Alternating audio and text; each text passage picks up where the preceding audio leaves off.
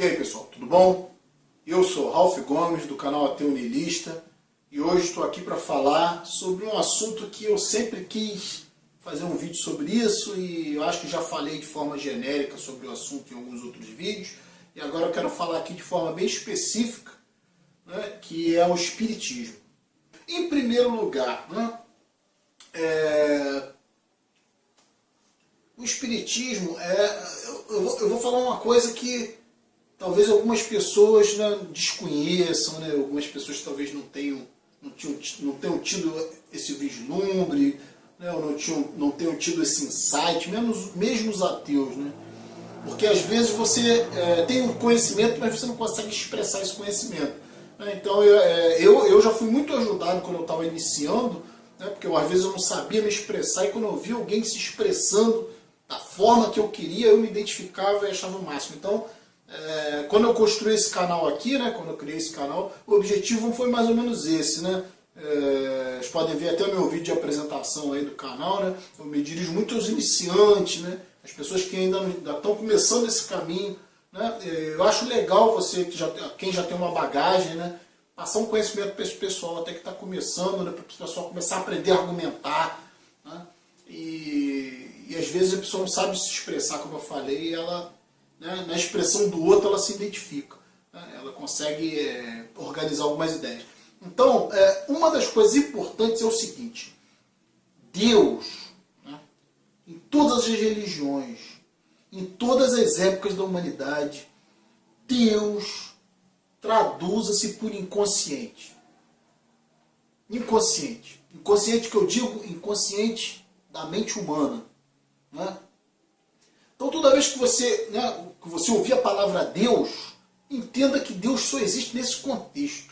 Quando se fala Deus, está se falando de inconsciente. Né? Quando se está falando no grande Pai, né? Quando se está falando em algo espiritual, em algo de um outro mundo, né? Um mundo metafísico, um mundo que não é esse mundo nosso do dia a dia, ou seja, não é o mundo da vigília, não é um mundo onde se está acordado, é um mundo onde se está sonhando. Então, anjos, demônios, Deus, todas essas questões pertencem ao universo onírico do ser humano. É uma forma, né, um mito é uma forma de entender a realidade. É uma forma, quando não se tem, né, quando não se tem a ciência, quando não se tem lucidez, quando não se tem mecanismos ferramental para conhecer a realidade, né, de uma forma mais direta, né, de uma forma mais concisa, né, através da matemática, através das disciplinas científicas, através do rigor científico. Quando não se tem isso, obviamente a única alternativa é o mito. Né? Então, em épocas em que nem se conhecia de psicologia, em que nem se sabia que o cérebro era a sede da consciência, né? No passado remoto, né, se eu não me engano, os egípcios achavam que a sede da consciência era no coração. No passado aí remoto da humanidade, muitas culturas achavam, né, pelo fato do coração, né, ser um centro importante no ser humano, um centro de energia, de emoção, né, considerava-se que o coração era a sede da consciência. Né. Recentemente, né, com o advento do iluminismo, né, das ideias científicas, do cartesianismo, né, René Descartes, o dualismo, se entendeu finalmente, né, que, né, analisando o corpo de uma forma, né, metódica, né, se desconstruindo todo o organismo humano para tentar se entender as partes, né, estudando as partes entender o todo, né, que foi o princípio aí do dualismo, do cartesianismo, né, da separação entre mente e corpo, né, entre fisiologia, né, e a subjetividade humana. A partir daí sim se começou a ter uma compreensão da realidade. Mas antes não. Então, infelizmente, hoje ainda existem cultos, né, cultos, por exemplo, como os espíritas, né, o espiritismo, né, que dão valor a essas ideias retrógradas. Elas não compreendem que os fenômenos espíritas nada mais são do que fenômenos da consciência. Né? Eu costumo dizer uma frase: não existe espírito longe de cérebro. Né? Não existe espírito longe de cérebro. Toda vez que acontece algum fenômeno tem que ter um cérebro, tem que ter um médium. Isso já é extremamente suspeito. Né? Aí você olha no passado da história do espiritismo, eles falam lá que em 1800 e pouco existiam as cadeiras girantes. Isso foi um fenômeno na Europa, onde as cadeiras pulavam, né? Mas sempre tinha que ter as pessoas impondo as mãos nas cadeiras, né? Nas mesas girantes, no caso, perdão, cadeiras girantes, mesas girantes. Né? Foi um fenômeno, né, que explodiu, digamos assim, né, dentro da cultura lá, né, do século, sei lá, XIX, né, onde se estabeleceu lá a disciplina, o misticismo de Allan Kardec, né, onde ele criou essa religião, né, pseudocientífica, né, porque ele estudou com Pestalozzi, ele era um cientista, né, mas como em todo lugar existem os lúcidos e os loucos, né, ou existem as pessoas éticas, né, e as pessoas que não têm muito caráter, que não tem. Eu considero que Allan Kardec inventou uma religião para se autopromover, né, porque aquilo ali é ridículo. Quem conhece o Espiritismo sabe que o Espiritismo trabalha exclusivamente com psicologia. Né? Então, eu vou falar aqui no fenômeno, por exemplo, do transe mediúnico. Né? Existem os princípios, né, que a gente tem que conhecer. Por exemplo, a mente humana. A mente humana, né, ela tem dois estados. Um estado, de forma elementar, vamos compreender. É um estado consciente, né, que nada mais é que um estado filtrado, né, porque a consciência no ser humano é coisa de 10%. Né? Quando você está consciente, 90% da sua atividade orgânica, 90%, é controlado pelo seu inconsciente. Função cardíaca, função respiratória, função pulmonar, função sanguínea, função de defesa do organismo, né, excreção, né, toda a homeostase, né, que se chama homeostase, significa o equilíbrio do organismo. Então, nada disso envolve a sua consciência. Nem sequer respirar é um ato consciente. Né? Você respira automaticamente, você anda automaticamente, né? Você digere os alimentos, né? Processa os alimentos, né? Tudo automático. Né? As trocas gasosas, né? As trocas de células, né? As trocas de pele, né? As renovações sanguíneas, tudo isso é controlado por um aspecto inconsciente, mas é você. Entendeu? Em última análise é você, não tem nenhum. Então, veja que analogia interessante, né? Como que a religião transformou esse poder que tem dentro de você, né? Que é 90% da sua atividade é controlada por aspectos inconscientes, né? Ou seja, aspectos ocultos em você, né? E aí se trouxe a ideia de Deus, né? Que Deus é o grande Pai, né? Que Deus está no céu, porque o céu é sempre o topo da cabeça, né? É a parte mais elevada do organismo humano, é aqui a sede da consciência. Né? Então pensar em termos de que aqui é o céu, que aqui é o Pai, que aqui é o Rei do mundo, é uma analogia bem interessante, né? Mas totalmente mística, totalmente mitológica. Né? Então, você veja bem, né? Quando você dorme, como eu falei, você tem dois estados, o consciente e o inconsciente. Quando você está no estado de vigília, você está distraído com a vida, você está, né, entregue aos sentidos. Né? Quando você dorme, isso se afrouxa, né? O seu estado de vigília, digo assim, ele é bloqueado, né? Você entra num estado de sono, né? Esse estado de sono continua toda a atividade cerebral, mas em outros níveis mais profundos, níveis inconscientes. Então o que acontece? Quando você está no nível inconsciente, você tem cidades na sua mente, você tem pessoas na sua mente, você tem, aparece lá, sei lá, você pode ter um pesadelo, apareceu um monstro, apareceu um demônio, aparece um anjo, você faz sexo, mas ao mesmo tempo não é você, é um aspecto diferenciado de você. Todo mundo que está vivo e que sonha, todo mundo que é humano sabe disso. Quando você está sonhando, o nível mental é outro. Você participa das aventuras mais absurdas e você encara aquilo como se fosse uma realidade. Você não se lembra que você está lá dormindo. É muito difícil, até acontece o fenômeno do sonho lúcido, mas é muito difícil. Então o que acontece? todo esse ambiente onírico, né? Esse ambiente do sonho, né? Onde se manifestam várias entidades, pessoas, animais, casas, cidades, carros, tudo isso é você quem constrói. Né? Tudo isso está dentro do seu aspecto inconsciente. Se você vê sua mãe no seu sonho, sua mãe não é sua mãe. É você representando sua mãe no sonho. Né? Se você vê um monstro, um demônio dentro do sonho, esse demônio não existe. Esse demônio é você, seus aspectos inconscientes. Né? E nós temos outra questão também chamada arquétipo.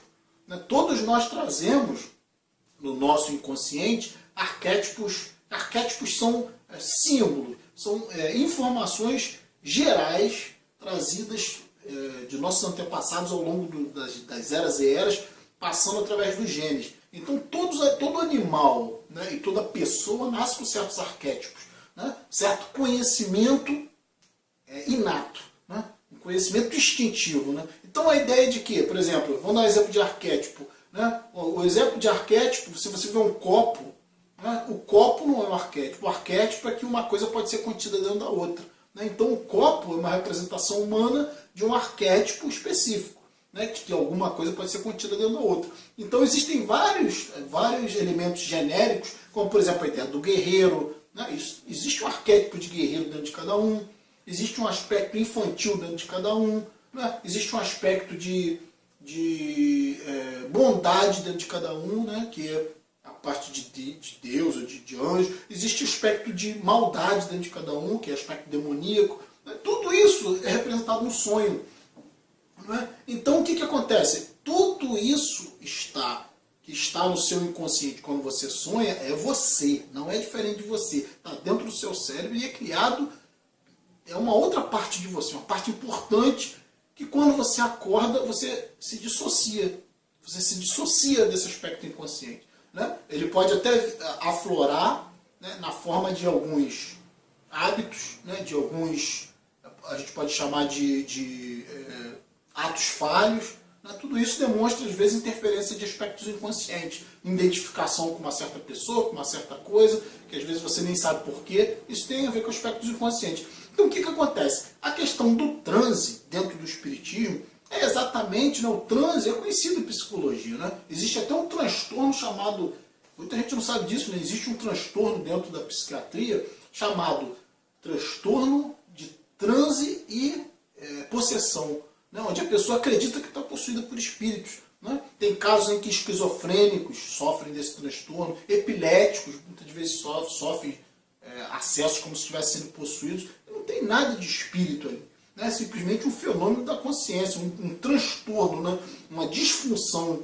Né? E o transe mediúnico, né? O transe que acontece, né, nos centros espíritas, é totalmente explicável, porque nada mais é do que um sonho acordado. É quando você, através de uma música rítmica, através de concentração, através de uma cultura, porque todo espírito se manifesta em função de uma cultura. Você já viu, por exemplo, algum médium manifestar um espírito americano sem ter conhecimento, sem falar inglês? Você já viu, por exemplo, algum médium manifestar, né, um espírito que tenha conhecimentos acima dos dele? Né? Você já viu algum médium que não tem, por exemplo, nem o primeiro grau, manifestar um espírito de um médico e falar ele de forma eloquente? Observe, eu já participei de centros espíritas, já fui espírita também. Né? E eu sei que todas as vezes que eu ouvi médios incorporando, né, as falas eram sempre vagas e não eram diferentes dos conhecimentos que o médium tinha. Né? Então você veja bem que o médium ele fala o que a pessoa quer ouvir. Não estou dizendo aqui que o médium não entra no estado de transe. Né? Não estou dizendo aqui que o médium não acredite que realmente está incorporado, porque o transe ocorre. Né? O transe ocorre, por exemplo, na macumba, né? nos cultos afro. Né? Mas você não vai ver, por exemplo, um ateu, ou uma pessoa que não participa da crença dos africanos, recebendo espíritos africanos. Se você for lá na Índia, a pombagira não se manifesta na Índia, vai se manifestar outra coisa, na pombagira não, porque esses fenômenos são culturais, tem a ver com conhecimento que já está dentro do seu cérebro, não tem nada a ver com coisa externa, espiritual e esse tipo de coisa. Então, se criou uma religião, a maior prova disso é que, por exemplo, o espiritismo surgiu na França com Allan Kardec, né? Foi uma explosão naquela época de ignorância, século XIX, né? 1800 e pouco. Hoje em dia, praticamente não existe espiritismo na França. A França evoluiu, um país rico, um país culto, né? Não tem lugar para esse tipo de asneira, né? Porque, infelizmente, parece que é agressivo falar que é asneira, né? Eu até entendo que eu posso estar ofendendo os espíritos, né? Mas a asneira científica, né? Porque não tem como, isso não existe prova disso, os espíritos estão aí, né? Allan Kardec criou isso lá em 1800 e pouco, e até agora ninguém provou nada. A coisa mais fácil para o espírita era provar a existência de espíritos, né? É fazer uma experiência simples. Você entra num cômodo, bota um cômodo fechado, bota a pessoa no outro cômodo, né? E pede para o espírito ir lá no outro cômodo e ver o que está acontecendo, e vir aqui contar para o médium, né? E o médium, sem ver, revelar o que aconteceu naquele cômodo oculto. Isso não acontece, experiência simples, né? Cadê os cientistas que morreram, os cientistas espíritas, né? Que já morreram, né? Tinham que estar incorporando nos médios, né? Dando caminhos para a gente provar que a espiritualidade existe. Mas não existe, é uma piada, né? Porque o transe é exatamente isso, né? O transe mediúnico, ele acontece, né? Com uma cultura, né? Específica, né? Acontece com determinado tipo de informações. Muitas das vezes o próprio médium tem que ter algum tipo de transtorno, né? Tem que ter um tipo de estado alterado de consciência, alguma deficiência, algum transtorno mental leve, muitas das vezes não é identificado, né? Porque o indivíduo está funcional, né? Está trabalhando, está fazendo tudo. Entendeu? Mas não é normal o indivíduo achar que está ouvindo vozes e achar que está falando com espíritos. Isso é ridículo. Então você vê nos centros espíritas a coisa mais comum do mundo, né? Eu já fui em centro espírita onde as pessoas sempre colocam um copo d'água, naquele centro de mesa, colocam um copo d'água. Eu já vi pessoas falando, olha só que interessante como a água está energizada, né? Porque a água tinha bolinhas na água. Isso é coisa mais natural, isso acontece com qualquer copo d'água. Se você deixar um tempo, ali tem oxigênio, né? Ali tem... O que é água? Né? Se não hidrogênio e oxigênio. Então, formar bolhas é uma coisa natural. Isso para o espírita já vai virar um fenômeno, é como se tivesse a água tivesse energizada. Então são coisas, essas bobagens, né? Eu acho que o canal aqui é feito justamente para quebrar esses paradigmas, né? E a próxima vez, né, que você vê um médium, que você vê alguém incorporado, você que acredita, né? Avalie bem, porque, como eu falei no início, não existem espíritos longe de cérebro, né? Os espíritos estão bem vivos, né? Precisam de cérebro para se manifestar. Isso é ridículo. Você dizer que um espírito precisa de médium, que o espírito precisa de um ser vivo para incorporar, de um cérebro irrigado com sangue para incorporar. Pô, isso é ridículo, pelo amor de Deus. Então, o fenômeno do transe, né, é exatamente isso. É você se colocar numa situação, isso é conhecido em psicologia e até em psiquiatria. É o quê? Quando você dorme, né, você precisa, geralmente, por exemplo, eu não consigo dormir no silêncio absoluto, me incomoda, né, custa dormir. Geralmente eu gosto do barulho do ventilador, é um barulho não irritante, um barulhinho agradável, mas rítmico, repetitivo, né, sequenciado, né, e contínuo. Porque isso é o que? Isso é hipnótico. Né? Se você tem um barulho suave, agradável e contínuo, isso te leva a um sono. Porque você está na estrada, por exemplo, dirigindo, né, aquela monotonia de ver sempre a estrada vindo em direção a você, né, isso vai cansando a sua visão, né, vai te provocando um estado de sono. Né? Muitas das vezes você está num local, você está um pouco cansado, você começa a ouvir muitas vozes de pessoas falando, né? Pessoas conversando, você começa a se dissociar, aquilo ali fica meio hipnótico, aquelas vozes repetitivas, porque você está dormindo. Isso é comum em reuniões, né? Isso é comum, né, em sessões, até muitas das vezes, né, sessões assim, digamos, de serviço público, né, que às vezes são sessões um pouco onerosas, né, onde as pessoas vão falando repetidamente, né, e você vê as pessoas dormindo. Por quê? Porque é hipnótico. Né, é o som repetitivo, são as imagens repetitivas e continuadas. Então você vê isso nos terreiros de candomblé. Né, por exemplo, tem música rítmica. Né, toda entidade tem um ponto. Né, quem é que nunca ouviu falar no ponto de macumba para chamar determinado santo? Né, isso é simplesmente um código para fazer você entrar num estado específico de transe, né, no qual, né, o transe é exatamente isso.